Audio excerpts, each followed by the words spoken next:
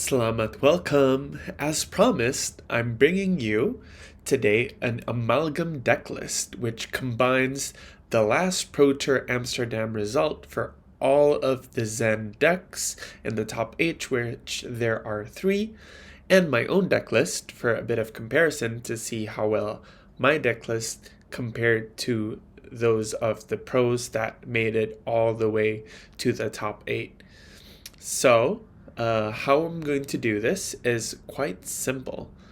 First of all, I'm using the Fabrary's very chef's kiss compare decks feature. So you simply put the deck link, your current deck, you choose compare decks, and then you put in the links of the other decks you want to compare, and then all the cards that are available and in the same quantity in all the decks are not marked. But if it's in one list but not the other, or if it's in all the lists but in different numbers, it will be marked with this red striped thingy. It'll be highlighted. So what I did was I downloaded all of this. Badam! There we go. Spreadsheets. That's what I do for a living. So I compiled all of the cards that were agreed upon. First of all is the equipments. They all agree for the 5 main equipments and 3 sideboard equipments, which are Tide Flippers and 2 Zephyr Needles. I'm really glad that me and the pros concluded that Zephyr Needles are better than Talishar, especially we're running chain-ending disruptions such as Command and Conquer and the Weakest Link, which means that you were unable to use the Talishar in the turn that you're going to send the disruption. Meanwhile, with Needles, you can weave in a needle before you send the disruptive attacks, and it's very, very impactful. If they try to break the needle, they're spending their 3 block to block the needle, and you have a 6 power attack coming their way, which they might not have 2-3 blocks left for. And for the main deck, it's very interesting. We all agreed on the 29 reds, 3 yellows, and 21 blues, with the exception of Endline Strikes and Descendant Gustwave and Mauling Keys. The pros landed on 2 Gust Waves and 3 Mauling Keys. Meanwhile, I was on 3 Gust Waves and 2 Mauling Keys because I was on 2 Weakest Links instead of 3. And I made an easy swap of 2 Weakest Links for 2 Mauling Keys.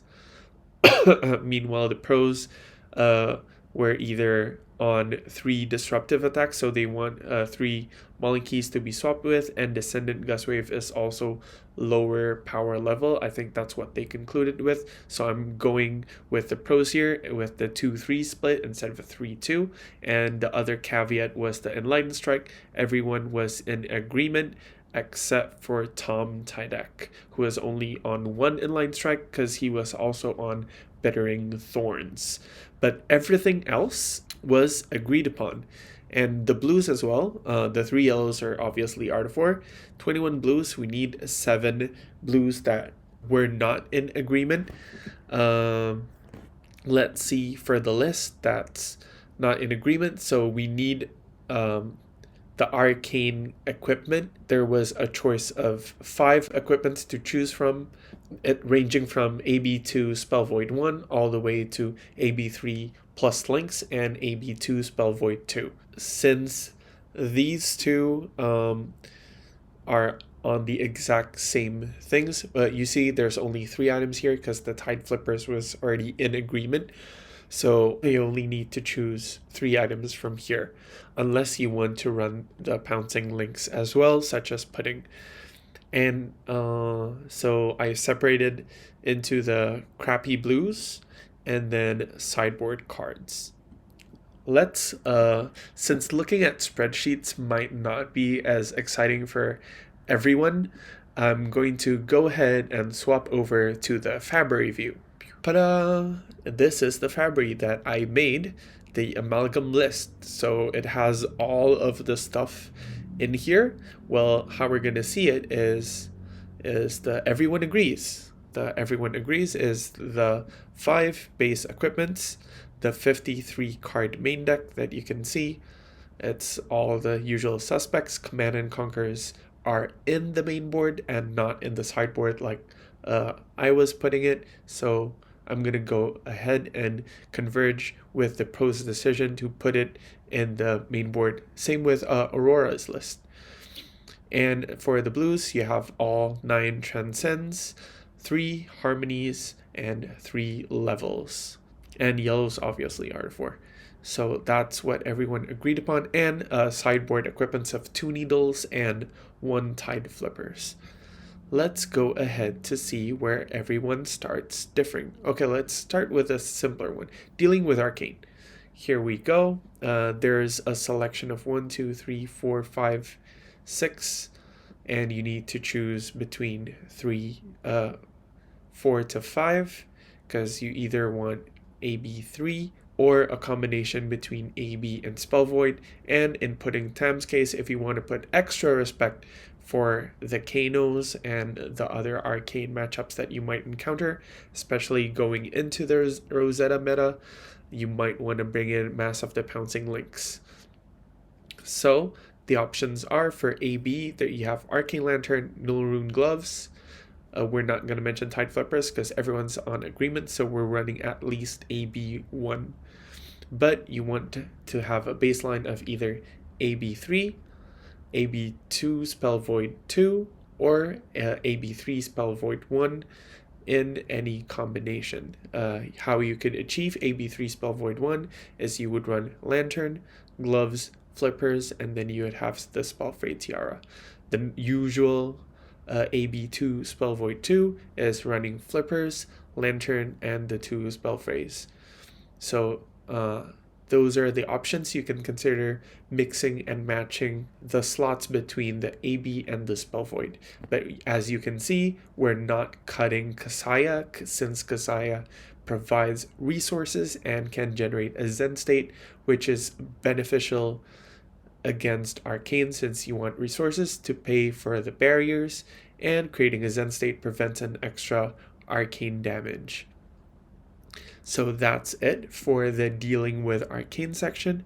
Next up is the crappy blues. Okay, so let's focus on these 16 cards. And out of this 16 beautiful selection of blues that are each jank in their own way, you need to pick 7 to complete your main deck.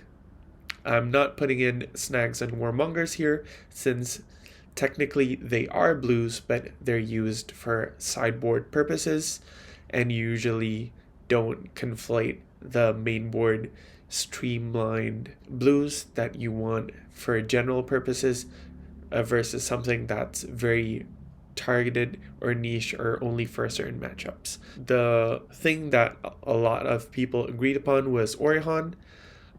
2 out of the 3 pros used it, and I used it, so I'm definitely including in the final list, since Orihan it digs you deeper towards your transcend, and if you've already transcended, using it with a chi is a draw 3, which is kind of nuts when you're popping off. So the downside is it is a non-block, so you're softer to disruptive attacks and weakest links, so there's always a trade-off with these crappy blues. That's why we call them crappy blues. Let's take a look at the 3 blocks first. For the 3 blocks, you have This Round's on Me, which Bartos and Tom was on. I believe each of them was on 3. This Round's on Me, the advantage of it is being a 3 block. It's disruptive into the mirror, and it helps you dig. The downsides are it's a 1 cost, so it doesn't play nice if you don't have another blue in hand.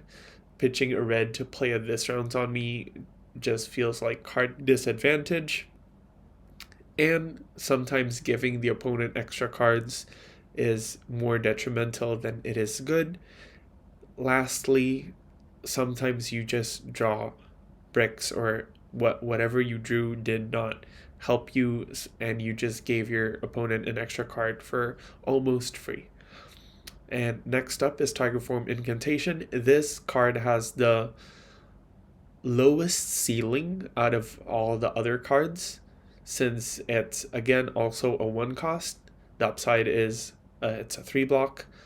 It's a non-attack action, but it generates a tiger, so it still kind of plays with Art of War compared to the other non-attack 3 blocks that are available. However, you can't really extract tons of value from Tiger Form Incantation. Next up is Wind Chakra. Wind Chakra, I believe, is one of the strongest crappy blue options, since it's a 3 block. It's a 0 cost, so you don't need to rely on having another blue other than your Transcend to play this and pop off. However, again, it's a non-attack action. It doesn't play well with the Transcend cards that need to target an attack.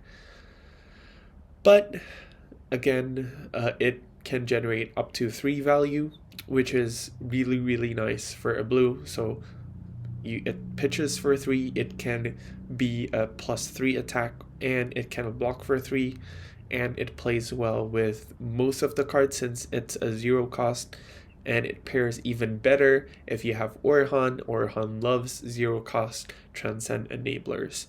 So yeah, Wind Chakra, it was in most of the pros list in differing numbers. Somewhere on 1, somewhere on 2, and another was on 3. It's definitely up there in the options. Lastly, this one's not in any of the pros list. It's really crappy since it is a chain ender. But if you really want to pad up your combo count and you really like value, this blue can go up to 4 value, and it does pad your combo count. So if your Harmony whiffs less, maybe you can close out more games that way. But I don't recommend this since it's not in any of the pros list. Next up is the 2 blocks. This one I hate the most since it has the lowest ceiling and lowest floor probably out of all the cards. First, it's a non-attack. It doesn't play well with your Art of War. It creates a tiger in banish, not in hand, so you can't banish it.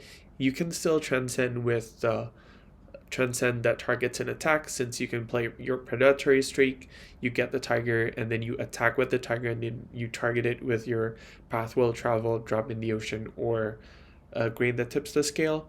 But I feel like the feeling is just not there. Creating a single tiger, no buffs, no nothing, and it blocks 2 as well. I just don't see why you would run this, but Tom Tydak had it in his list as a one-off. Next up, Biting Breeze. Oh, I love this card, and Pudding Tam was also on this. I love Biting Breeze since it's a 1 attack, it threatens a tiger, it plays with all your Transcend cards, it's a 0 cost, so it works better to generate resources. It's just overall really nice, simple go again. And lastly, Harmony of the Hunt. Only Pudding, I believe, was on this. The other 2 pros were not, and Pudding only had it as a one-off in his deck. However, Harmony of the Hunt plays really well with E-Strike, since for the late game you can just bottom the tiger to deal massive amounts of damage. It plays well with Art of War if you want to conserve your starters, or if you've already popped it, you can use the tiger from Harmony of the Hunt, and you can extract your value from Chase the Tail easier if you play this and then you transcend. That's already 2 tigers, so you can get max value from your Chase the Tail immediately. So out of these 16 collection of crappy blues, you need to choose 7. I'm gonna go over the final list later to see which blues that we chose. Finally, the final section is the final 9 sideboard slots. There we go. Look at the inventory. This is what the pros ran out of these 19. you need to pick 9. However, I would put Flick Flack, Sink Below, and Wax On in the same category. So I wouldn't go above 4 D-Reacts, since you really don't want to clunk up when you're finally given the breathing room to pop off. You draw multiple D-Reacts and you can't dish out that damage. So if you're running Flick Flacks, you don't run Sink Below. If you run Sink Below, don't run Wax On, and vice versa. Let's go over a bit of the advantages. Flick Flack is better if you're more committed to blocking, if you want to block multiple chain links. It's really nice against something like Brute, which presents usually a 6 into another 6. Flick Flack easily extracts 6 value from a single card in that matchup, which means you can stay healthy, keep your life total high until you draw that nutty hand and then you pop off. The downside is, compared to Sink Below is more committed to blocking only with Sink Below and not really with anything else. And it helps you dig, it helps you unclunk your crappy hands. It can dip down your non-blocks. For example, you're being attacked with a weakest link. If you don't have equipment left, you can just Sink Below your instant to the bottom of your deck and draw another card. Hopefully it's not another instant, so the weakest link wouldn't work. Lastly, Wax On is the spice brought by Bartos. I think I understand the plan that bringing Wax On is specifically more for new, respecting bonds of Agony and Prognosis, which are really nasty cards. And by having a 0 for 5 defense reaction, you don't really need to commit a lot to block those cards. You can wait for them to pile on those reactions and then finally blow them out with the 0 for 5 reaction. So definitely pick and choose which matchups you want to hedge more against, which playstyle you vibe more against. Are you more aggressive, you only want to block with a D-React and dish out more, or you want to be very set up, very calm, very patient, and you want to block everything out and then just wait for the perfect hand, or you want to target a specific matchup with your D-Reacts. And that all you got is another D-React that you want. Obviously more D-Reacts into Assassins like Uzuri and Nu. And that all you got also plays into the mirror. Since everyone's on needles, that all you got breaks the opponent's needles without costing you the card, which was the main premise of running needles. Was, well, if my needle breaks, at least they're down on cards, so they're not killing me on their turn. Well, that all you got makes the opponent have their cake and eat it too, because you pop the needle and you get to draw the card replace that all you got and dish out the damage as well. So it's a very nice inclusion. So if you're expecting a lot more assassins and a lot more mirrors, I feel like that all you got might warrant your sideboard slot. Next up is Snag. All the list ran at least one Snag. It's either 1 or 3. Bartos and I was on 1. Meanwhile, Pudding Tam and Tom was on 3 each. I feel like Snag's value if you're running multiple CC rounds with closed deck lists, so it has an advantage of running less than 3 Snags, since the opponent will play around as if you had 3 Snags, but you only dedicate 1 or 2 sideboard slots for it. However, if the tournament is open decklist, or if you expect just a multitude of news, maybe running more than 1 is warranted, but definitely not leaving home with at least 1 Snag. Next up is Warmongers. There was only one pro who did not bring a single copy of Warmongers, and everyone else who did brought 3. I was bringing 2. So Warmongers is for Runeblades, which don't really exist right now until maybe Rosetta. but it's mainly for Azaleas and Riptides. Even though they have the new arm piece, it's still needed to have this card. Sometimes they blow it early, or if you see multiples back to back, you can still clench out and take the tempo from them with a single card, which is nuts. Next up, Weakest Link is good into all of the MST heroes and KO, since KO has a bunch of non-blocks as well. So you definitely want to be running this. And again, all the pros had 3 mulling keys. So if you have 3 Weakest Links, that's an easy swap to make from sideboard to mainboard. Finally, Tom Tydek was on a single Blanche, respecting Prism, I feel like, and maybe you can run this into the MST heroes as well, but I feel like this slot is interchangeable with the Weakest Link, since it is a high cost Chain Ender disruptive attack. Tom Tydek was on 2 Weakest Link and 1 Blanche, so if you want to bring Blanche, cut down on your Weakest Link, since you do not want to overload your deck with fat costed Chain Enders.